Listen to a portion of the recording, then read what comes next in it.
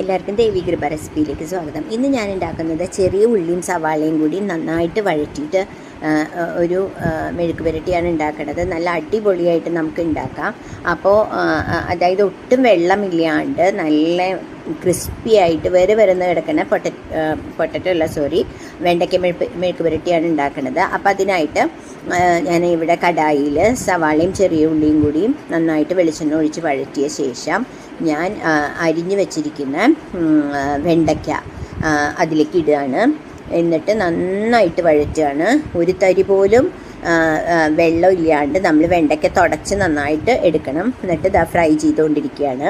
അപ്പോൾ ഇതാണ്, വെണ്ടയ്ക്ക ഒരിക്കലും അടച്ച് വെക്കരുത്. കുക്ക് ചെയ്യുമ്പോൾ നന്നായിട്ട് ഫ്രൈ ചെയ്തെടുക്കുകയാണ് കേട്ടോ. അപ്പോൾ നല്ല അടിപൊളിയായിട്ടുള്ള വെണ്ടയ്ക്ക മെഴുക്ക് പുരട്ടി നമുക്ക് ഉണ്ടാക്കാം. അപ്പോൾ നിങ്ങളൊന്ന് ട്രൈ ചെയ്ത് നോക്കൂ കേട്ടോ. സവാളയും ചെറിയ ഉള്ളിയും പച്ചമുളകും പിന്നെ നമ്മൾ അതിൽ ഇടുന്നത് കുറച്ച് മുളക് പൊടി, കുരുമുളക് പൊടി ഇതെല്ലാം ഇട്ട് നന്നായിട്ട് ഫ്രൈ ചെയ്യുക.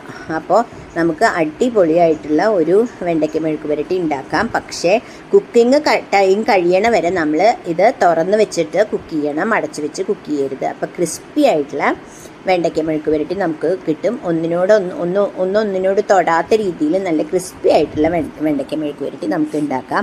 അപ്പം നിങ്ങളെല്ലാവരും ഇതൊന്ന് ട്രൈ ചെയ്തോളൂ കേട്ടോ. എന്നിട്ട് എൻ്റെ ഈ വീഡിയോ ഇഷ്ടപ്പെട്ടെങ്കിൽ ലൈക്ക് ചെയ്ത് ഷെയർ ചെയ്ത് സബ്സ്ക്രൈബ് ചെയ്യണേ.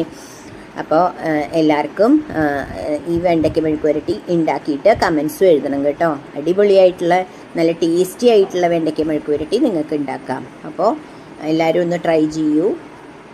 കണ്ടില്ലേ എത്ര ക്രിസ്പി ആയിട്ടുള്ള വെണ്ടയ്ക്ക മെഴുക്ക് പുരട്ടിയാണ് നമുക്ക് കാണുന്നത്. അത്രയും ക്രിസ്പി ആയിട്ടുള്ള വെണ്ടയ്ക്ക മെഴുക്ക് പുരട്ടി നിങ്ങൾക്ക് ഉണ്ടാക്കാം.